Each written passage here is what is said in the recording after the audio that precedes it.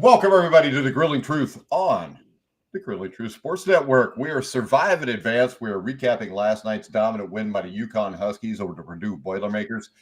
And if you want to bet on any sports, baseball, basketball, you name it, check out BetMGM. BetMGM is the best sports book for betting on college basketball, the NBA, baseball, you name it. BetMGM is the place to be if you want to bet on sports. They have quick payouts. Turnaround time of getting paid is like 5 minutes if you get your bank account hooked up to it. So make sure you check them out. Click on the link in the description down below if you're watching on YouTube. I'm your host for Survive in Advance, Mike Goodpaster, with my co-host, 1981 national champion, Steve Risley. How you doing, Steve? Doing good. Close to another NBA, another college basketball season. How'd you do with MGM betting last night, Mike?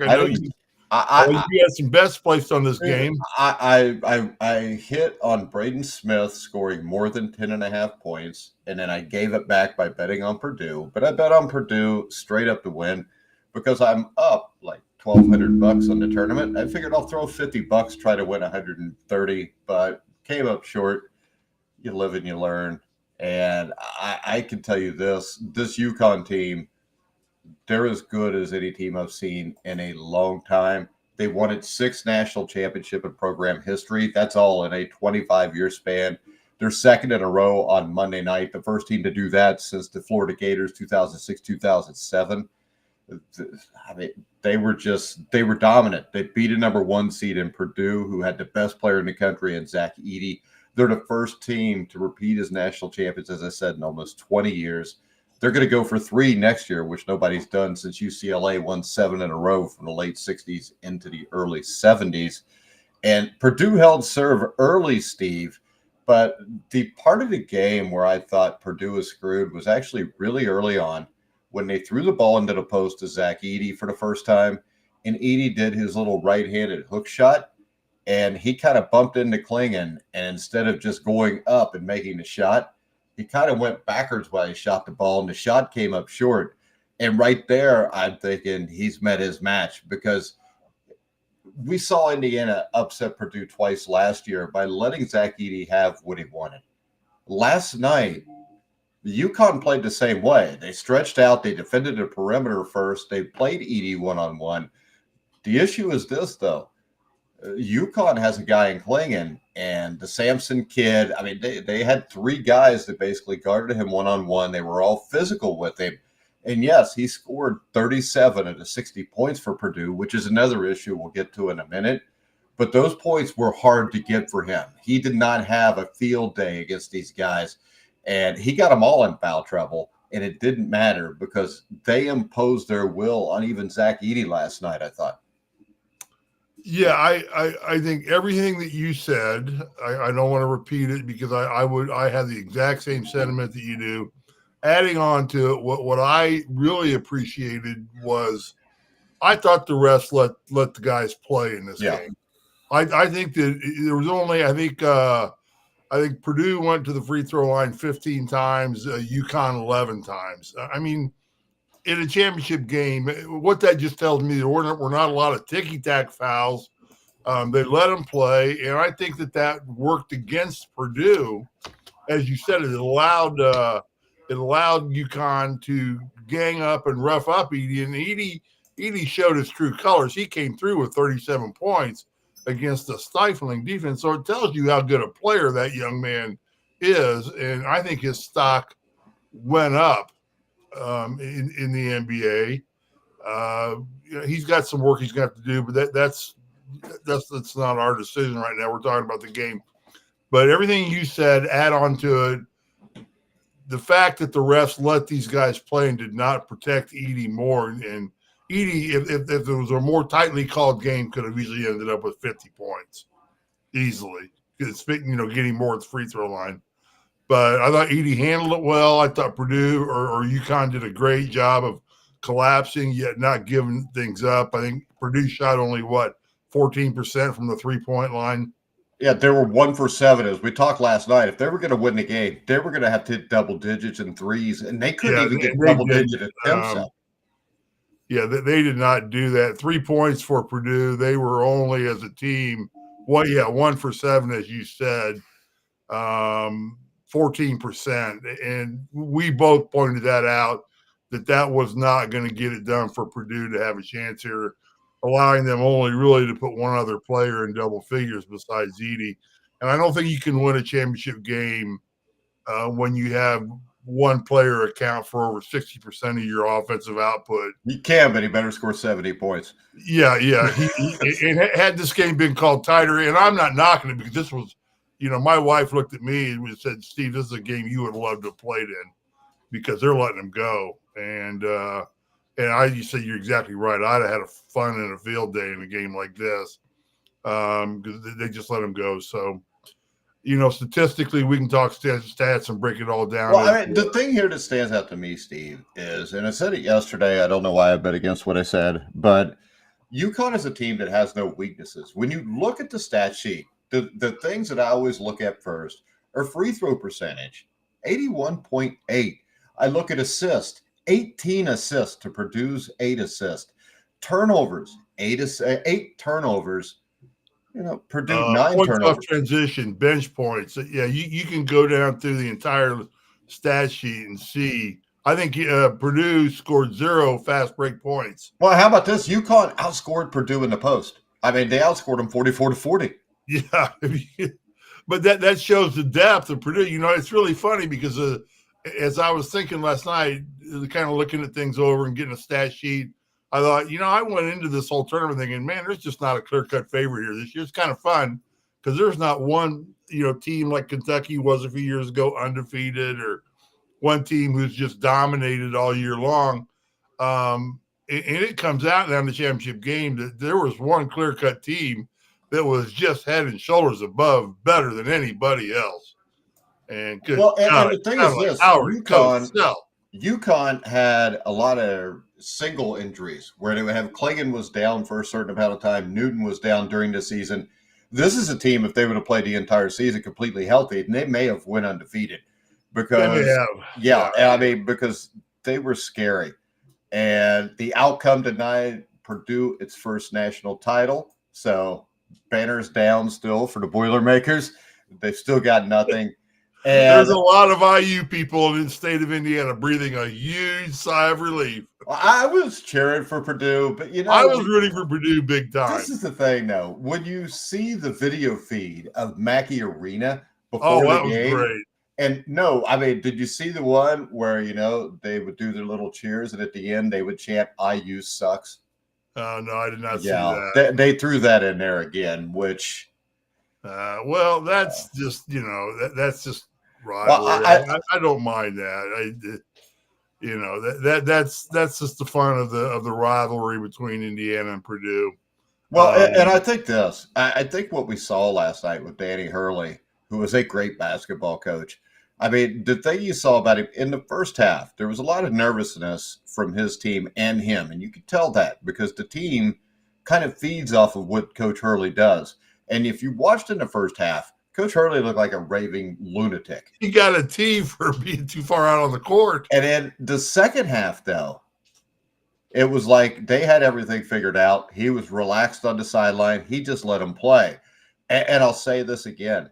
This UConn team is the best I've seen in imposing their will on another team since the Duke Blue Devils of the early 90s, where they just basically keep coming at you, and eventually you'll give up. And the game plan they had was simple.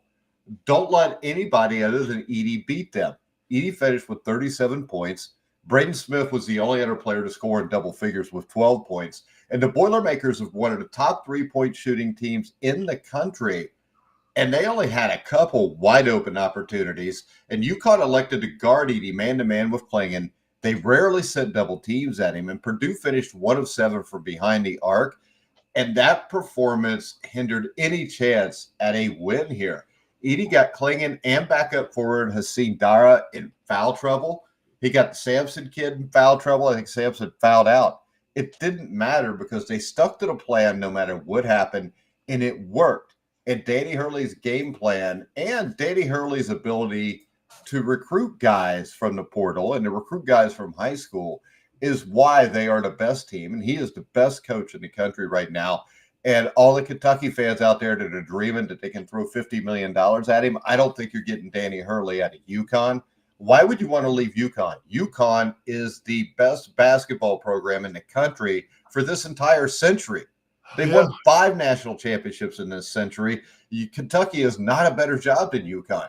UConn is it right now. They have been since 1999. That all started back, mid to late 80s with Jim Calhoun. And right now, I don't think there is anything that could get this man away from UConn to get him to go to Kentucky. I hope not. I hope not, because I thought first off, I thought both coaches did an admirable job coaching this game last night. Matt Painter just got beat by a better team. Yeah, he just had, or UConn just had more talent. Matt did not throw the game away with poor coaching decisions. He threw everything at UConn he had, given how his players were playing and what UConn was allowing them to do. This was the 6th national championship overall for UConn, so this puts them in blue blood status now for sure. I mean, I think they already were. I think they're the top blue blood right now. Well, at this moment they are. You still overall blue blood. You still got to look at UCLA, North Carolina. I don't know, but for right now and heading to this direction, I think in the distant, not too distant future, the team to beat right now and going to stay that way is going to be UConn. The scary thing is, Steve, 2 in a row. Knocking on the door for 3.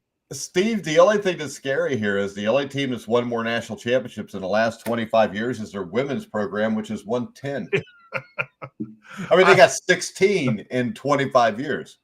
I think UConn's nil budget just went through the roof. It probably already was. Now, yeah, but it got bigger.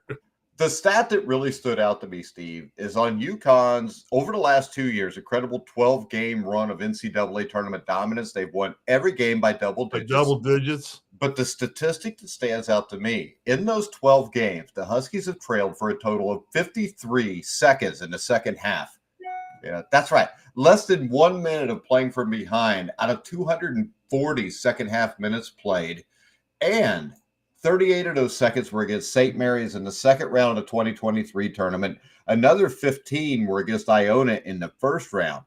Since then, UConn has played 11 consecutive second halves in the NCAA tournament without trailing. And most of that time, they weren't even being seriously threatened. So 11 straight games where they never even fell behind in the second half. And is there a way to check it? They probably broke our record for average winning margin in the tournament. Dude, you guys aren't even close to them. We were close. We averaged over 20 points a win. They averaged 25, I think, this year. Well, I like to see that stat, see where we stack up against them, the 81 team, because we averaged over 20 points a game, I believe, right around in that area for win in the tournament game. Yeah, but it was almost like you guys were cheating because they had you on the team, Steve.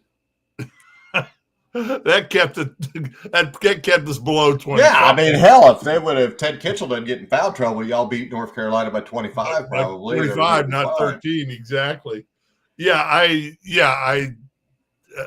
was a fun game to watch from a perspective of watching a team dissect another team. I give Purdue credit. I thought at the end of the first half that UConn had a chance to blow that game wide open before the half. I mean, they made a 9-2 run on Purdue, and Purdue hung in there tough and kept the game to 6 points. But I was talking to my wife. It felt like the game was over at halftime. Pardon? It felt like the game was over at halftime. Well, it felt like the first 5 minutes, as Bob Knight used to say, the first 5 minutes were going to be extremely critical for Purdue. And I think it bared out. It certainly looked like, as you said, it felt as though this game's going to go in the first 5 minutes. And then as soon as Purdue, or UConn hits double-digit lead, there's no way Purdue's going to be able to recover because they didn't have enough firepower across the board. Hell, they couldn't get open to get a shot them out of everything they wanted to do. And turnover-wise, I mean, there's only 8 turnovers, I think, for UConn and 9 for Purdue.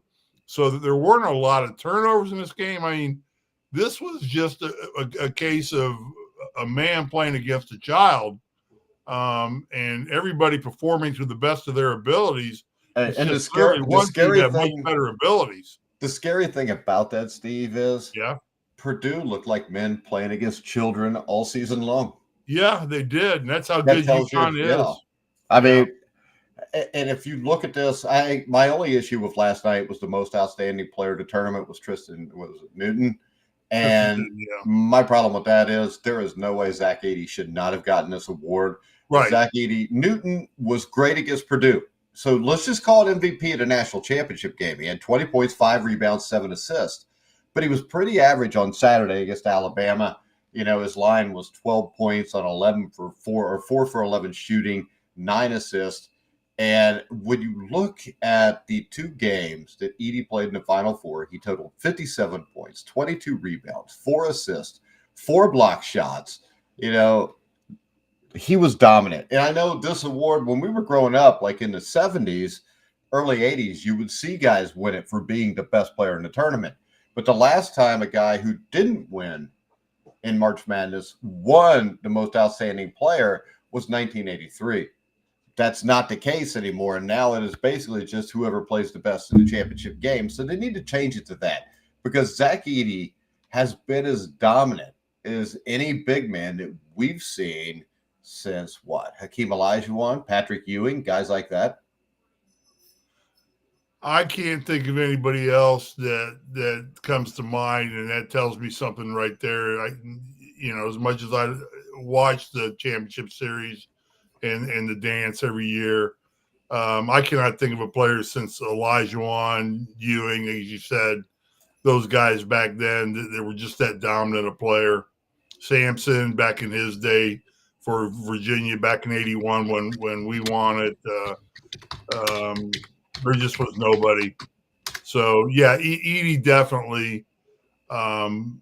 He was the most valuable player, maybe not player of the Final Four.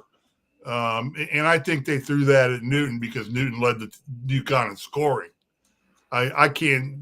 Newton doesn't stand out to me as somebody that controlled the game. I thought UConn controlled the game with whoever. I thought Hurley controlled that game. UConn controlled that game as a team. Right. And, through Hurley. Hurley just made the coaching decisions and the substitutions, and they kept throwing the kitchen sink at Edey, and Edey kept washing the kitchen sink out, no doubt. But there just was nobody else that was helping.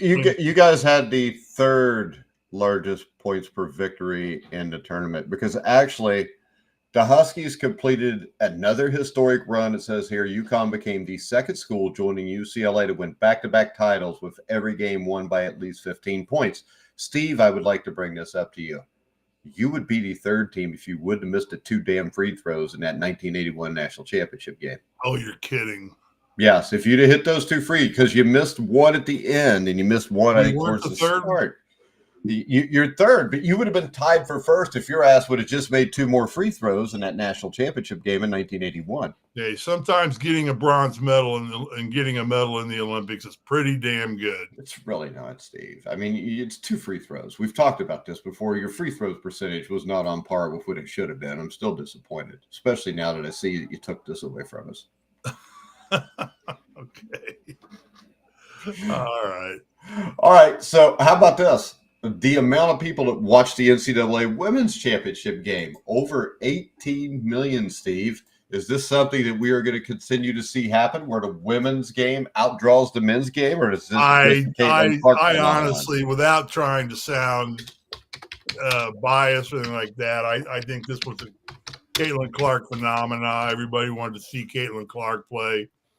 I think that it slowly will erode. I think it's elevated the viewership for the women's NCAA tournament, clearly, but I don't think you're going to see those numbers again for a long period of time because I don't think you're going to see another player dominate for 4 years like you saw Caitlin Clark. It's going to be rare that anybody's going to stay in school for 4 years. Now, that's more likely in the women's because the money's just not there for them to jump to in the NBA. But no, I don't think you're going to see another 18% share for a women's tournament again. I think it'll get back down somewhere in between the 4% we're used to seeing. 4 to 5 million. Exactly. And it'll. I think it'll drop, and it's no disrespect to the women's game. You know what I think, though, Steve? I think what we could see, NBA ratings are terrible right now. Caitlin Clark goes to the WNBA. Elisa Reese goes there. And I know they play different times of the year, which it's really hard to compare TV ratings. But we may get to a point where a WNBA finals with the Indiana Fever outdraws an NBA finals between whatever two teams you want there. I think that is actually possible because people want to watch Caitlin Clark. Is there anybody that you want to watch in the NBA? No, I can't stand the Lakers. I just have no use for the Lakers. The NBA has become a league where they've had to mandate players play at least 65 games because they were wanting to, lighten the load on how hard it is for them to make. LeBron just shows up and plays, whenever he feels like it. Now he has to play at least 65 games, though, and all those players are bitching and complaining about that because they think that it is way too much. Whatever. I remember watching Michael Jordan and Larry Bird, unless they were severely injured, play every game every year. Bird played severely injured. Well, so did Jordan. I mean, the only year Jordan didn't play 82 games would have been I think it was his rookie year or his second year where he got the injury and missed until the end of the season. And then in the playoff series, he comes back for the playoffs and drops 63 in game 2. So I just think the NBA has been killed by David Silver, who's an absolute atrocious commissioner. And if the WNBA, if they could get 8 more Caitlin Clarks, they would be in good shape. Oh, no doubt. Yeah. But you remember, too, the WNBA still owned and controlled by David Silver. Well, I don't think he's allowed to control anything with the. I think they just have to give money and fund it and make up for the $10 million average losses every year and shut the hell up and stay out of the way. Another thing here is and I just say kudos to UConn. I mean, I can't say they backed into this. I can say nothing except UConn is the most dominant basketball program in college basketball since the early years of Duke. The early 2000s with Duke. Well, you're making me dizzy. Don't do that. I'm just screwing with you. I got bored. I know. So, but kudos to the NCAA because they washed their hands of having to deal with cheating. See, Steve, that's why you miss those 2 free throws. You have a hard time concentrating when shit's going on around you. I do. My multitasking is not as good as it needs to be. Yeah. So it's all those people back there going like this that made you miss. The NCAA, they put up a picture of Lonnie Anderson, I think. So. Oh, just guess WKRP in Cincinnati. I know. NCAA washes their hands of any cheating scandals anymore. They don't have to deal with that. They say, just let them have the nil money. Let them pay whatever they want to in nil money. We're done with cheating now. We don't have to deal with that. Yet we're going to have the girls' tournament elevate itself to an 18% rating. How many people watching it? That just means more cash we can charge for advertising. So the NCAA rakes in more money and does even less. So, and I think we've seen in defense of women's college basketball, I think we have seen a huge influx even before Caitlin Carter on people that were interested in that game. I just think with the WNBA, it's just never going to really catch fire. Hell, I don't think the NBA is going to catch fire again the way things are running. Not if they maintain status quo in the way that the league's operated. There's very little bad. I mean, you have scores 150 to 142. You see players lollygagging up and down the court, not even getting back. You see guys like LeBron drive to the hole no matter what he does. He gets fouled. I mean, Jiminy Christmas, LeBron, there's nobody within 3 feet of him, and he trips over the free throw line going to the hole, and it's a foul on somebody, and he gets free throws and whatever. I mean, I have no use. We have 2 quality teams out here in the Lakers and the Clippers. I have no use in watching either one of them play. That's Dodgers baseball dominates out here now. So, Well, haven't the Dodgers always dominated out there, though? I know you haven't lived there that long, but I think definitely Ohtani's definitely putting a new spin on it. I've been out here 7 years, so believe it or not. That's a long time. Yeah. But I thought it was a fitting end to the NCAA tournament. I didn't even get to see did they do One Shining Moment again? Yeah, they did it. I didn't watch it. Yeah, I turned the game off. I We had like Jeopardy. 5 minutes We had left. to get to Jeopardy to watch. So we flipped over and watched Jeopardy. They're having the Tournament of Champions or something like that. Alex Trebek's not on it. I'm not interested. No, well, actually, the new guy's pretty good. So, but he's not Alex Trebek. No. Actually, this Ken Jennings guy's actually got a little bit more wit and humor. Oh, wasn't that the guy that won all the money at one point? Yeah, he dominated play, and he came up, and now he's hosted the show, and he's young enough. He'll be there for a long, long time in a galaxy far, far away. All right, Steve, we're going to go ahead and wrap it up. We don't have much else to talk about today. We will probably. Congratulations to the UConn Huskies and Danny Hurley. Congratulations to Purdue. Let me ask you this, Mike. Looking back on it right now, everybody being healthy, because you got teams like Kansas that were missing some key components, some key players.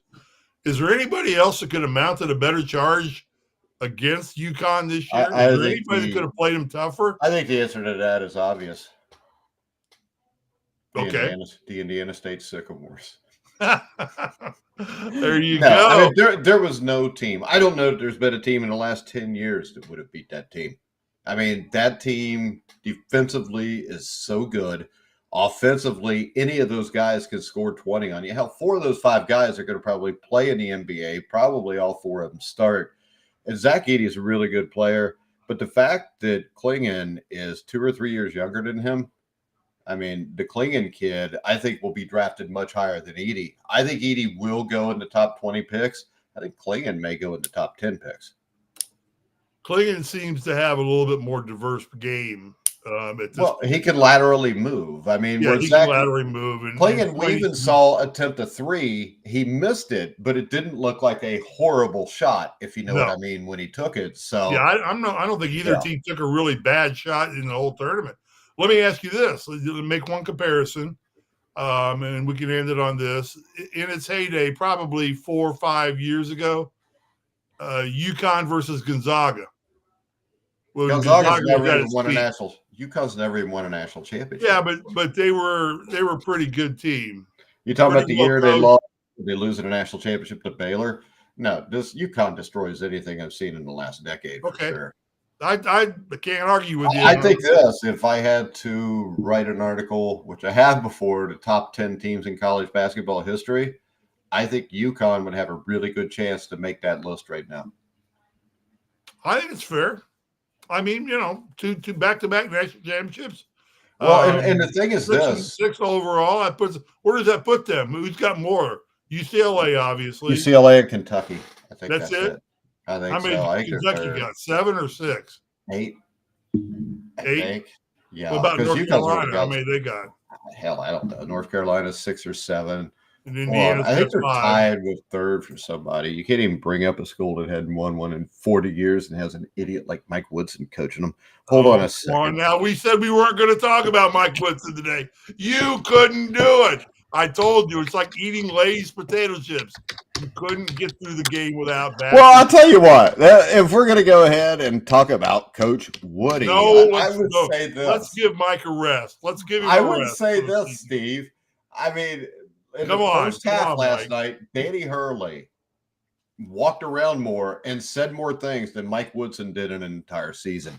All right, UCLA. Okay, let me just say this. Let me say this about it. What Danny Hurley shows you is that there are unknown, and the Hurley name obviously is known in the game of college basketball, but there are really good coaches out there to be gotten. The thing falls back on the ADs in the administration to go find those guys and bully to UConn for finding Danny Hurley. Well, you know the difference, though? UConn interviewed like 7 guys to get Danny Hurley. Yeah. I mean, they're not out just there. There are, and I bet you Michigan got one in Dusty May. Probably got one. I'll bet you Michigan puts the stuff back into relevance real quick. And Alabama, Just who'd ever a heard? I mean, Nate Oates wasn't a huge name. I mean, Nate Oates got the job at Alabama, and Alabama. Look at Alabama. Yeah. I hate to rip Purdue, but Alabama was the second best team in the country this year. They just had the unfortunate They were by far the most semifinals. athletic team in outside of UConn. Yeah. Yeah. And they were the one team that actually hung with behooves them. to see what Kentucky does. Does Kentucky go for a Rick Pitino, a brand? They're taking Scott Drew. Or do they go for – are they smart enough to dig deep and find a good young coach? The next Danny Hurley. They're going to take Scott. I think they're going to take Scott Drew if Drew wants the job. Drew won a national championship with Baylor. The guy from Arizona. What was the guy's name? Who was coaching Arizona before he got canned? His brother at IU. Oh, Miller? Sean Miller? Yeah. Sean Miller was names being mentioned now at UConn, at UK. Yeah. I hope so. I just think this. I think that you are going to get Scott Drew, and it will be another instance where Indiana, because they held on to a relic of the past, missed on another guy that could win them a national championship. Because let's face it, Mike Woodson ain't ever getting to the Final Four. He didn't make a pimple on Matt Painter's ass. All right, I would say this, and I don't think Matt Painter's a great coach, but he's obviously a good coach, and he's good enough to get to the championship game. Right now, UCLA has 11 national championships, Kentucky 8, North Carolina is tied with UConn at 6, Duke with 5, Kansas with 4, Louisville with 3. Okay. Oh, we got a comment. Robert says, yo from Vero, UConn cards. Exactly, Robert. Yeah. Well, I mean, there wasn't a weak spot on UConn's team. No. And I think the big thing with them is just Klingen's so damn good. He can match up with ED, so you can go guard everybody else and not have to worry about it.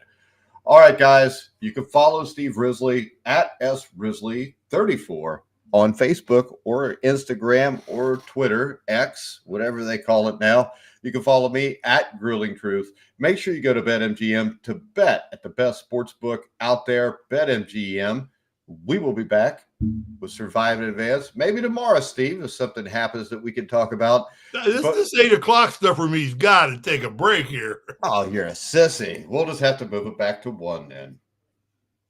But we'll see if we can figure out something to talk about tomorrow. We will be back with Survive in Advance. Thank you, Robert, and everybody else who listened. But for now, for Steve Risley, I'm Mike Goodpaster. You've been watching and listening to The Grueling Truth, where the lesbians speak. That would be Steve.